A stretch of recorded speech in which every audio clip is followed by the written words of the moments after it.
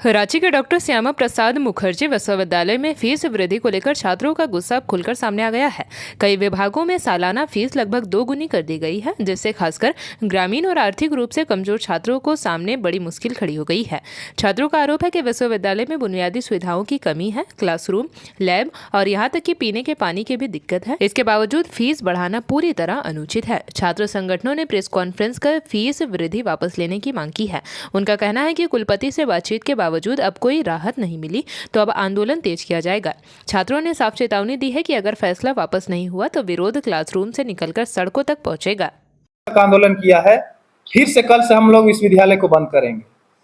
पूरा विश्वविद्यालय हमने बंद किया था 7 दिनों तक। उसमें बहुत सारे स्टूडेंट को दिक्कतें हुई थी, लेकिन उन्होंने हमारा कोऑपरेट किया कि आज कॉमर्स का फीस बढ़ा है तो कल को हमारा भी बढ़ेगा। इस तरह सोच के उन्होंने कोऑपरेट किया। लेकिन हमारी सोच ये है कि बाकी जितने भी विभाग हैं उनकी क्लास को बाधित नहीं करेंगे। पूरा कॉमर्स विभाग में हम ताला जड़ेंगे और प्रशासनिक विभाग में। और वीसी महोदय से हम एक ही सवाल करेंगे कि फीस बढ़ी है तो क्यों बढ़ी है, और आप कहते हैं ये 2022 में बढ़ा है फीस तो हम इसको वापस नहीं ले सकते हैं। तो आपकी भाषा ये कहती है कि आप अंग्रेजी मानसिकता के साथ है। क्योंकि अंग्रेज हमारे देश को इतने दिनों तक गुलाम करवाए। अगर भारत के भगत सिंह जैसे वीर अपने प्राण का बलिदान नहीं दिए होते, फांसी पर नहीं चढ़े होते, तो क्या हमें आजादी मिलती? तो इतना साल हमें गुलाम बनाया ब्रिटिश गवर्नमेंट, वो इंडिया छोड़ के चले गए। तो ये फीस वृद्धि का मामला किस तरह का है, जो कि 2 साल एक सेशन पार हुआ है, जो कि छात्रों को मालूम ही नहीं था। नए सेशन के छात्र को क्या मालूम कि यहाँ की फीस सिस्टम क्या है? पुराने स्टूडेंट तो हमें थे, हमें मालूम थी अच्छी तरह से क्या है। तो फीस बढ़ी है वो गलत है। और फीस बढ़ने के कारण मैं बताता हूं आपको, यूनिवर्सिटी में कॉमर्स डिपार्टमेंट में पीजी सेमेस्टर 3 के छात्रों का हाल क्या है।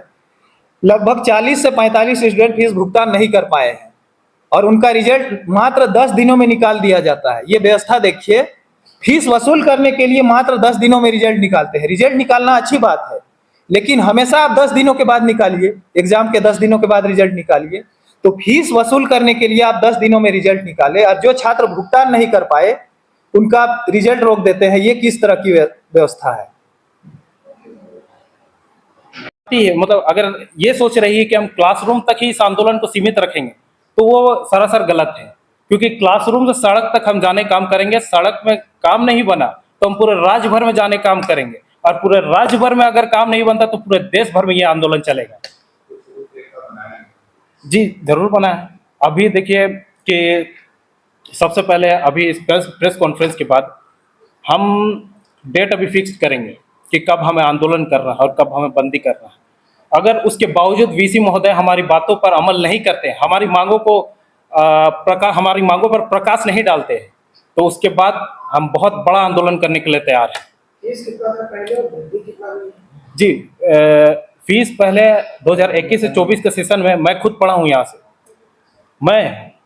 मैं सालाना 7,000 रुपये देता था, ठीक है। लेकिन ऐसी 2022 की व्यवस्था, ये लोग क्या व्यवस्था ऐसा बढ़ा दिया कि 7,000 पर सेमेस्टर ये लोग लेने लग गया। मतलब कि सालाना ये लोग 15,000 रुपये ले रहा है।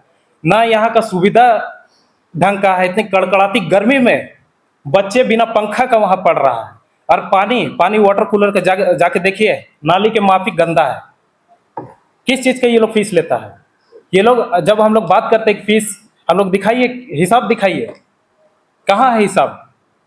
आपके जानकारी के लिए मैं बता दूं, कॉमर्स विभाग से सालाना 2.5 करोड़ रुपए जाता है, ठीक है। और 2.5 करोड़ में अगर शिक्षक का 1 करोड़ भी सैलरी अगर हटा दिया जाए तो 1.5 करोड़ रुपए बचता है। उस 1.5 करोड़ का हम लोग हिसाब मांगते हैं इनसे, तो ये लोग साफ साफ बोलते हैं कि हम हिसाब नहीं दिखाएंगे, हमारे पास हिसाब नहीं है। ये इस 1.5 करोड़ का ये लोग कर क्या रहे हैं? क्या गाड़ी ले रहे हैं, बंगला ले रहे हैं, आईफोन ले रहे हैं?